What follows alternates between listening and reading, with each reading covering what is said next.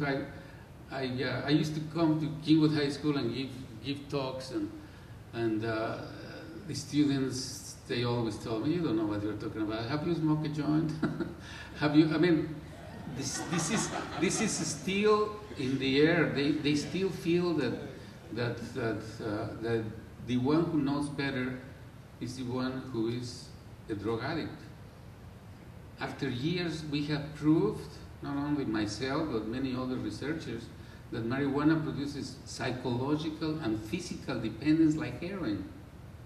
It's not only psychological, it's physical. Furthermore, the other very important thing is that marijuana smoking epidemic has made another big problem. Prepares the brain for other addictions. If you take a group of cocaine addicts and group of heroin addicts, 95% were marijuana smokers, marijuana addicts. Okay? So we have had cocaine in this country available since early 20th century. However, there was never an epidemic as we have also of cocaine dependence. Why? Because of the marijuana made the roots for the cocaine addiction. And the same with heroin. This has been very well proven, many scientific papers, but again, if you go and talk to some people, say, oh no, that's, marijuana is okay. Why? Because every joint, I mean, I'll tell you the scientific reasons. Every joint is different. There has been many studies analyzing the chemistry of each joint in different American cities. Each joint is a different experiment they do with their brains. And someone might be smoking a joint that is a placebo, doesn't do nothing. And another one gets paranoid with the first joint. And another one gets relaxed. And another one feels less depressed. So there is people who say, oh, it's an antidepressant. He said, it's not. It's an epidemic and it's very bad, and we should try to teach. I have given my volunteer assistance to all the PTAs in the Kingwood area to give talks. We need to talk to the parents because the drug addiction problem is a combined, a medical and psychiatric problem as well as a criminal problem. Okay, we need to work together with the DEA, Drug Enforcement Administration. There is, I mean, the cartels in Colombia are the wealthiest money organizations in the world. They make more money than any other organization. 1 kilo of cocaine in Colombia that costs $1,500, the same kilo in Moscow is $95,000. In New York is $50,000. So cocaine only is produced in Colombia, South America. But the coca leaves are produced in Colombia, in Peru, in Bolivia, some in Brazil. But the production is fully Colombian. And these people uses the Mexican cartels now to transport cocaine into our country.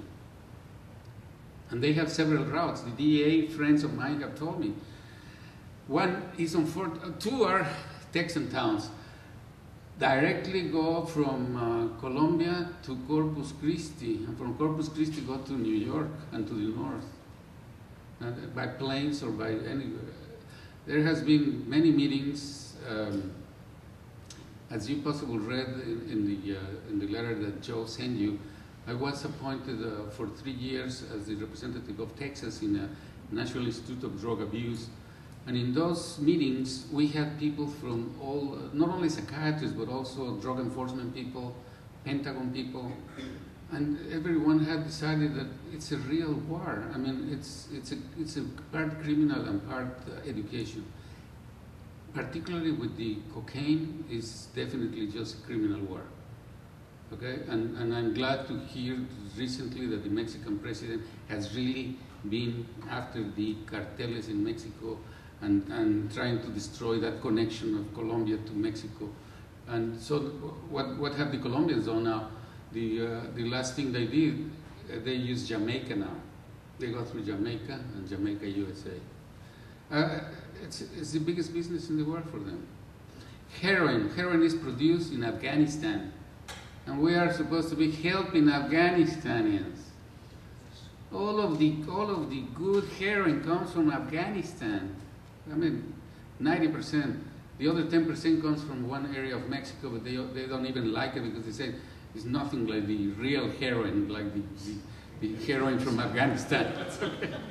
So we also have, okay, in addition to this, and because of the so many drug problems, we have recently, and this is one lecture that I gave to my students and medical students and psychiatric residents very often, we are also having a problem with prescription addiction.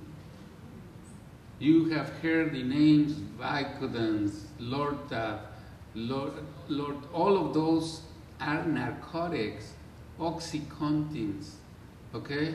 So all these people that is prescribed, and the doctor prescribes 1 or 2 pills a day, they can become addicted and they end up using 20 to 60. I have seen people taking 60 Vicodins a day. Okay, so this means tolerance. Tolerance. That is what defines what a dangerous drug is. When you develop tolerance by using more and more, needing to use more. So we also have that problem. Many of the young drug addicts are stealing the pills from their relatives, from their grandma or grandpa or father or mother who were using some Vicodins or so. So we have another problem. So if you want, this is an introduction to that, but it's a multiple problem. And in terms of marijuana, what I think is the most important is because since marijuana grows in every place and it's so easy to grow and it's cheaper than cocaine and everything, education is the most important weapon we have. Education,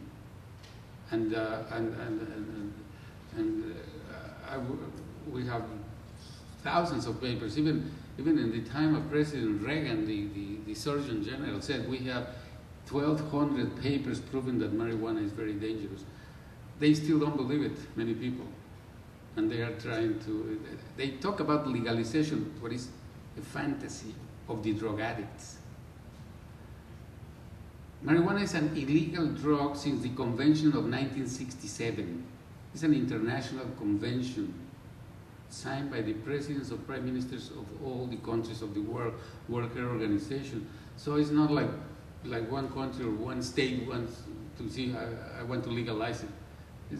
That's a fantasy because in their own mind, if you're addicted to something, you would like to smoke it without having legal problems. So that's a nice fantasy to have. So if it's legal, so I can continue my addiction. Well, this is